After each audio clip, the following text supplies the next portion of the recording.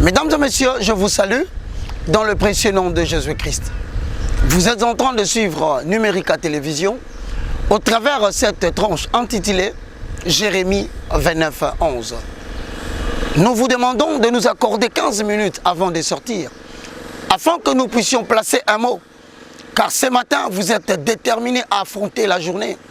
Quand bien même que vous êtes endormis avec beaucoup de soucis, voici une matinée où nous vous disons que Dieu connaît le projet qu'il a formé sur vous. Ce sont des projets de bonheur et non de malheur, pour vous donner de l'avenir et de l'espérance. Jérémie chapitre 29, le verset 11 dit ceci, je paraphrase.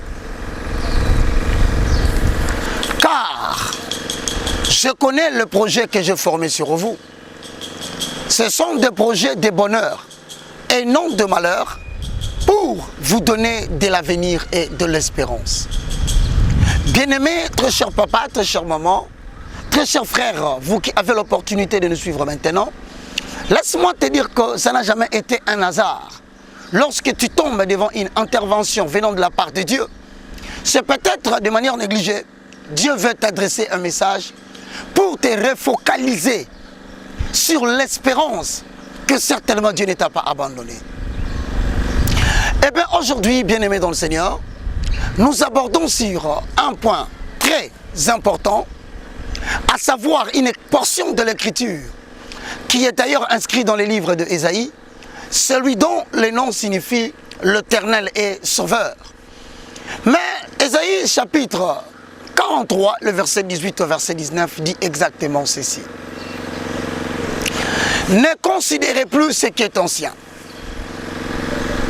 Voici, je veux faire une chose nouvelle sur le point d'arriver. Écoutez, très chers amis, très chère maman, très cher papa, vous savez que lorsque l'Éternel Dieu veut construire un avenir nouveau, écoutez-moi très bien, Dieu ne crée pas des améliorations, mais Dieu peut provoquer des bouleversements. Et cela peut ne pas vous plaire, mais retenez une seule chose, que tout ce que Dieu fait pour vous est toujours bon. Voilà pourquoi il dit dans Ésaïe 43, le verset 18 au verset 19, ne considérez plus ce qui est ancien. Voici, je veux faire une chose nouvelle sur le point d'arriver. Retenez ceci, mes frères et sœurs dans le Seigneur, que lorsque Dieu prépare votre futur, il n'est pas obligé de considérer ou de consulter votre passé. Sachez-le très bien, rien ne peut être l'obstacle pour Dieu pour commencer à construire votre futur. Mais très souvent, lorsqu'il s'agit de penser à l'avenir glorieux que Dieu réserve pour nous, en tant que concepteur de bons projets qu'il a pour ses créatures, qu'il a plongés sur la terre qui sont doués de raison, comme toi qui suis ces programmes ce matin. Retiens que même ce qui s'est passé hier ne peut pas être l'objet d'un obstacle et qui pourra empêcher Dieu à pouvoir construire votre futur, tant sur le plan conjugal et même sur le plan ministériel, en termes de la poursuite d'une mission que Dieu a de longtemps préparée pour vous. Et même sur ce qui concerne votre activité commerciale, il n'est pas obligé de consulter votre passé. En sorte que ce matin, je suis venu te dire, libère-toi du poids de ton passé au niveau de tes pensées. Libère-toi du poids de tes erreurs au passé, afin que tu donnes à Dieu la possibilité de pouvoir commencer à construire ton avenir ou ton futur. Jérémie chapitre 29, le verset 11, dans sa première partie dit, je connais le projet que j'ai formé sur vous. Alors, que pouvons-nous entendre par projet? Simplement, nous entendons par projet un plan. Nous entendons par projet un programme hiérarchisé en termes d'actions qui doivent se succéder, de manière à donner une certaine explication à la fin. Ça veut dire, un plan, c'est un ensemble des événements positifs et même négatifs, mais qui se réalisent indépendamment de la volonté d'une personne dans sa vie, mais qui arrivent de manière à conduire l'homme à la réalisation du but pour lequel il a été introduit dans les temps. Et donc, je vous répète que Ésaïe a raison de dire, dans le chapitre 43, le verset 18 au verset 19, ne pensez plus aux événements anciens. Bien aimé, lorsque nous parlons d'événements, c'est vraiment à la différence de faits.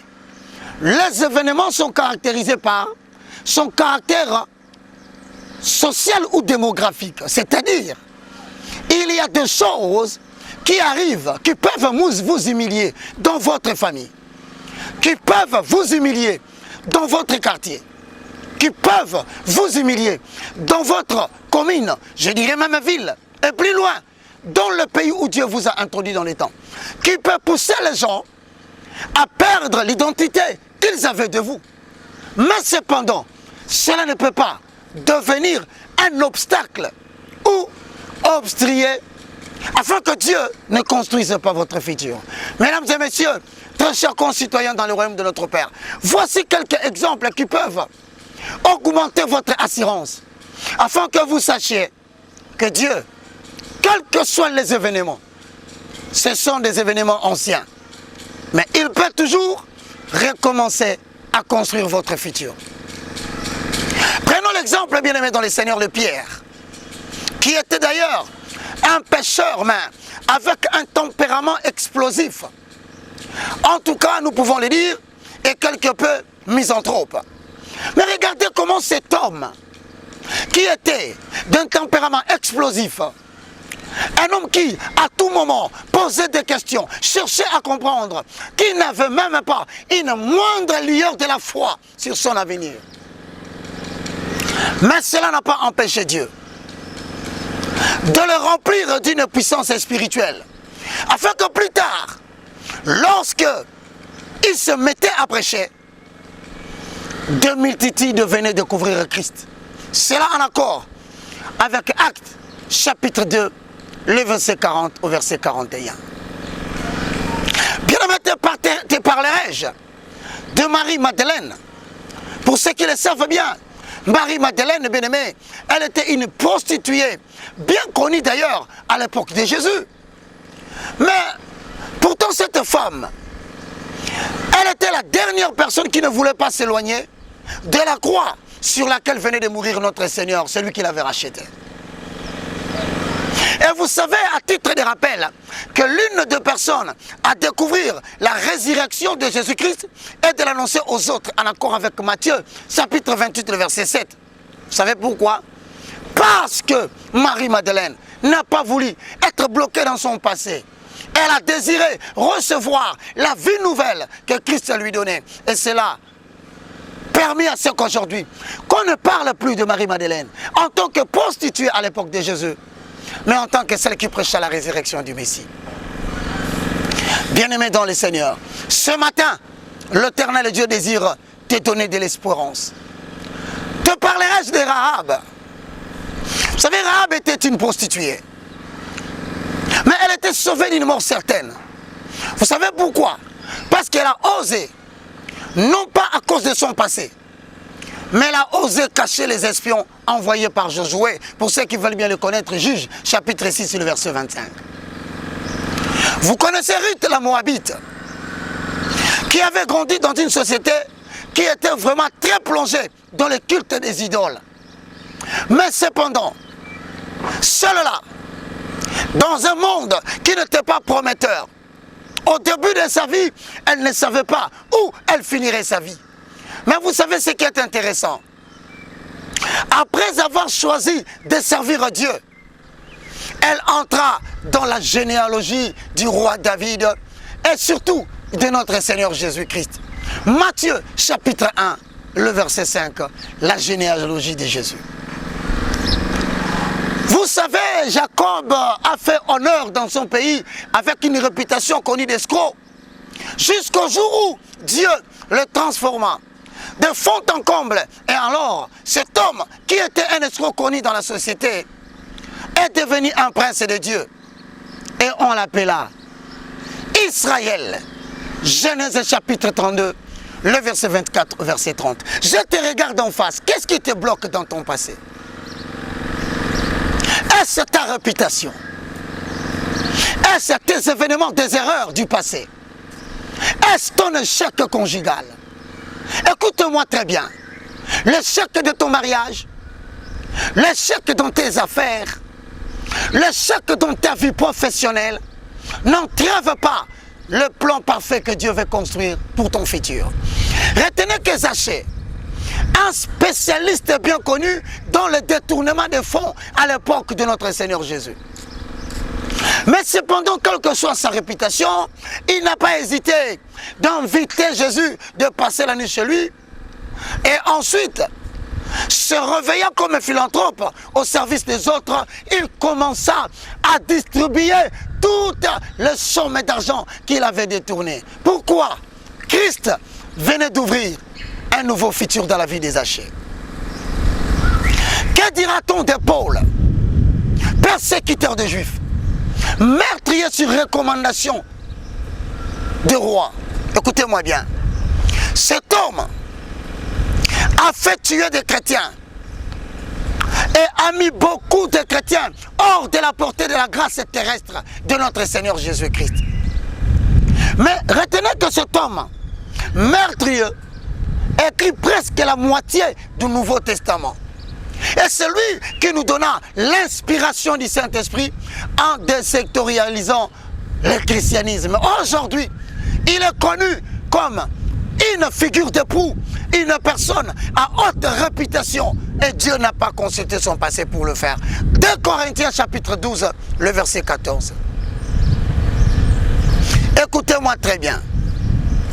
Il est arrivé que même cet escroc, ce criminel, Dieu l'a tellement béni, à telle en sorte que, ne tenant pas compte de son caractère, de sa réputation de meurtre, l'Éternel lui donna même la possibilité, à telle enseigne que l'on appliquait le mouchoir qui était sur son corps, le malade était guéri. Quelle faveur!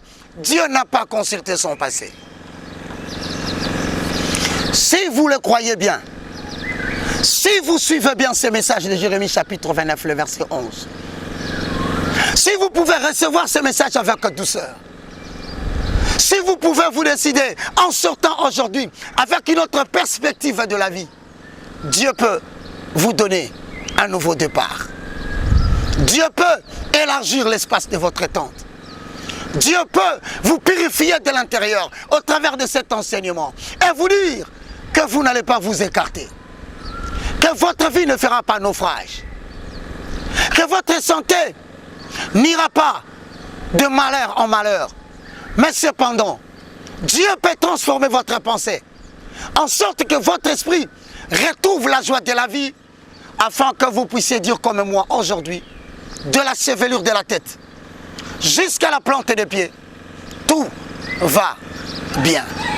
Mais avant de sortir, une courte prière vaut la peine d'être déclaré pour toi qui veux affronter la journée. Père Céleste, au nom de Jésus, je te loue, je te glorifie. Merci Seigneur Jésus-Christ. Louange à toi Saint-Esprit, le communicateur de la grâce. Jean 1, 12 à 13 dit, à tous ceux qui l'ont reçu, à tous ceux qui croient en son nom, la parole de Dieu leur a donné le pouvoir de devenir enfants de Dieu. Non du sang ils sont nés, non de la chair ils sont nés, non de la volonté de l'homme ils sont nés, mais ils sont nés par la volonté de Dieu. Ce matin, Job dit, voici ce que je veux faire repasser dans mon esprit. C'est que les bontés de l'Éternel ne sont pas épuisées.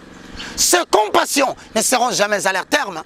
Elles se renouvellent chaque matin dans la vie de son peuple. Bénis notre sœur, bénis notre frère. Saint-Esprit, donne-lui sa part que Dieu lui a promis parce qu'il est citoyen du royaume de Dieu. Jérémie chapitre 29, 11. Que Dieu vous bénisse. Vous voulez continuer à nous suivre, suivez-nous chaque lundi à 6h juste chaque mercredi, 6h juste, chaque vendredi, 6h juste, et chaque dimanche, de 6h juste à 6h15 pour vous préparer à affronter avec optimisme votre journée. Pour tout contact au bas de l'écran, vous avez le 00243 9 98 82 0 0 04. Vous pouvez nous joindre aussi sur notre second numéro 00243 90 79 66 785. C'était le moindre de tous, le plus petit de tous les serviteurs de Dieu, commis pour la restauration de valeurs spirituelles inversées. Dans le cas échéant, motivateur chrétien, afin de te dire, Dieu peut encore créer un futur pour toi. Merci beaucoup de nous avoir suivis. Restez branchés sur nos programmes. Au revoir.